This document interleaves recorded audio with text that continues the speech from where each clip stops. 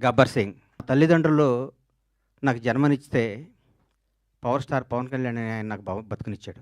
కళ్యాణ్ గారి గురించి ఎంత చెప్పుకున్నా నేను తక్కువే. నేను ఆర్థికంగా ఎంత స్థాయికెళ్ళినా గానీ, 'పవన్ కళ్యాణ్' అనేవాడు లేకపోతే నాకు ఇప్పుడు ఈ క్రేజు, ఈ పేరు ఉండేది కాదు. మామూలుగా చిన్న చిన్న వేషాలేస్తూ ఉండి, అప్పటికి కూడా ఏ రోజు కూడా 'బండ్ల గణేష్‌కి' ఈ క్యారెక్టర్ కావాలి, ఈ క్యారెక్టర్ 'బండ్ల గణేష్' అనే స్థాయికి నా జీవితంలో రావటం జరగలేదు. వేషాలేయటం జరుగుతూ ఉండేది, రకరకాలుండేది.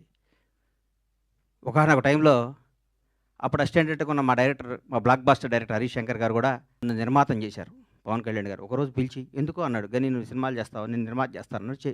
నేను షాక్ అయ్యాను. నేను నమ్మలేదు. నన్ను నేను నమ్ముకోలేని పరిస్థితిలో కూడా నన్ను నిర్మాత చేస్తే, చాలామంది ఆయన అభివృద్ధి కోరుకుని ఆయన సన్నిహితులు కూడా, "నువ్వేంటే గణేష్ సినిమా చేయటం" అంటే కూడా నేను మాటిచ్చాను, మాట తప్పను అనేసి నన్ను నిర్మాతం చేసిన 'పవన్ కళ్యాణ్' గారికి ఈ సందర్భంగా ఇంకొకసారి పాదాభివందనాలు తెలియజేసుకుంటున్నాను.